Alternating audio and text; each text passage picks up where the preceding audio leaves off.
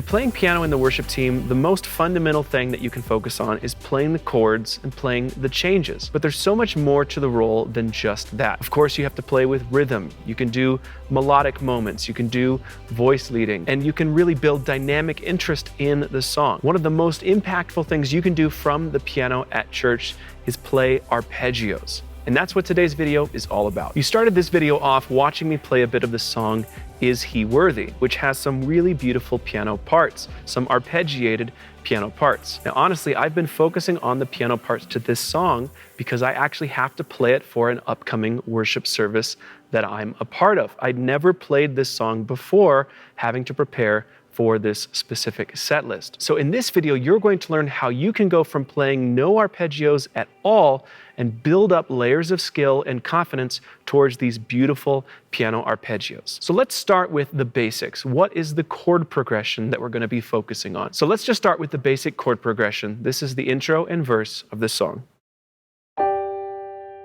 G, E minor, C, and G. And then a B minor, C, back to the 1, G.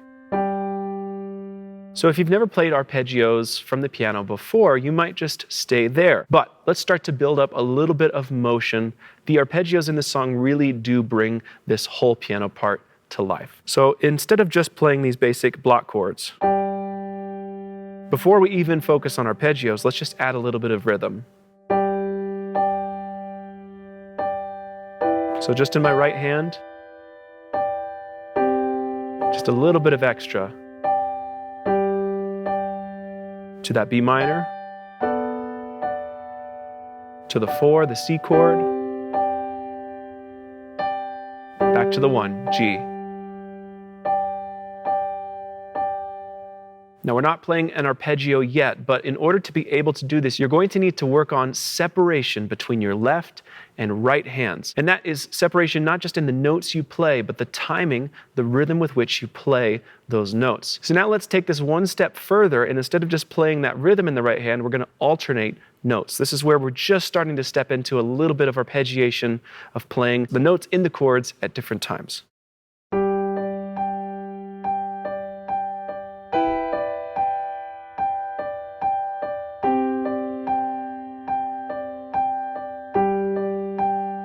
To that B minor,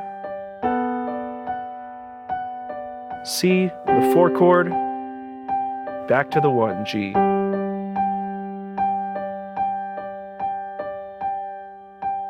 So I'm just going to play this right hand for you, so you can focus on that if this is new.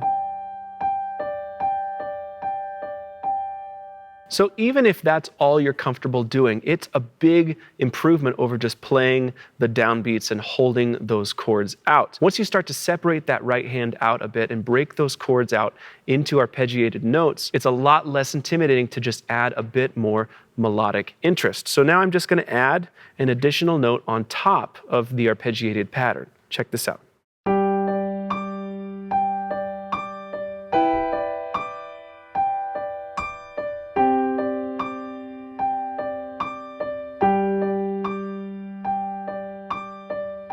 So now we're starting to get to the point where we're not just playing chords, but there's actually something melodic happening with these arpeggios. And we're moving closer and closer towards the final target of the song. So now I'm going to add a 4th note. This is really where the melody starts to emerge.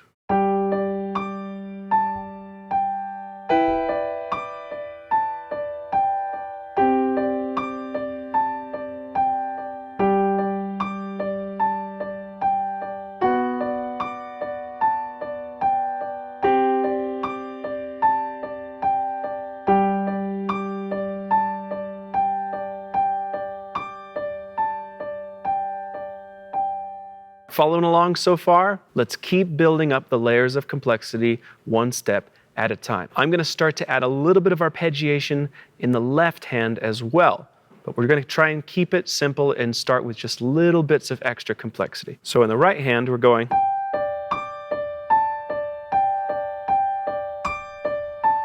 And then we're going to go.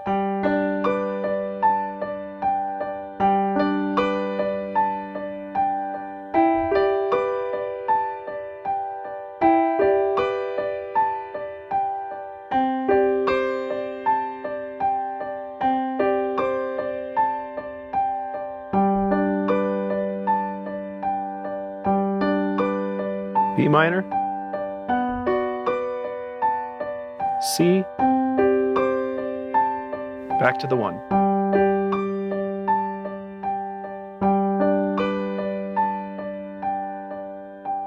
So my left hand is now playing chords, not just the bass notes. I'm playing the 1, the 5, and then the high 3 for that G. So that's G, D, B, and then true E minor root position. And then for C, I'm playing C, G, C, and then back to my G chord. That B minor is B, F sharp, A, and then back to C, and then to G.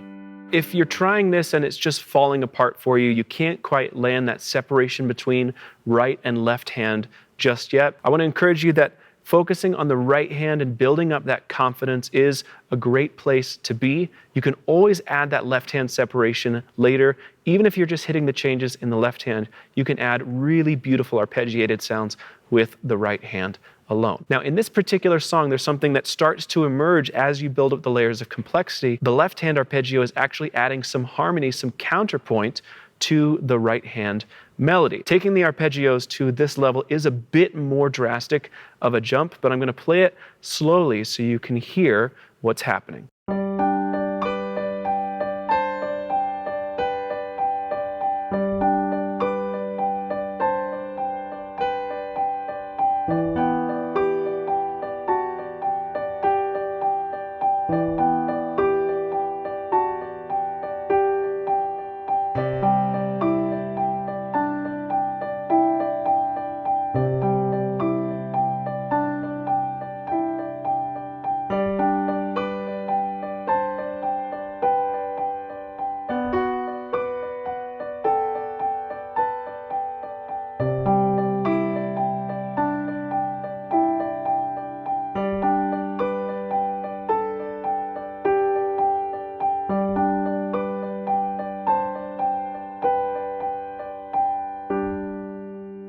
At this level, we have different rhythms and some specific hesitation happening in the left hand. So we're actually delaying the third note of that arpeggio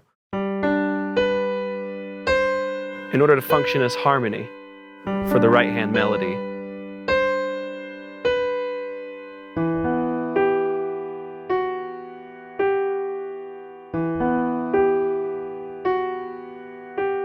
And it's that pause that really threw me off for a while when I was first approaching this song. So I did end up breaking it down and just working on the right hand specifically until I felt really comfortable, and then focusing on that left hand, those chords in the left. And then only after I felt confident in both of the two was I able to start bringing them together. Sometimes with these really complex time-based arpeggiated parts, I find it's actually sometimes harder to play them at a really slow tempo, and that makes it challenging. It's just because those gaps, those rests actually are longer, so your timing can be a little bit more challenging. In those cases, it can be really helpful to practice with a metronome, maybe even a metronome running at double time, because it just makes sure that while you are resting in those spaces, there's still a sense of rhythm that can help you. It also is a great way to build up your speed in those reflexes around these arpeggiated parts. You can measure how quickly you're able to play them while staying on beat by starting with a slower metronome and then slowly ramping it up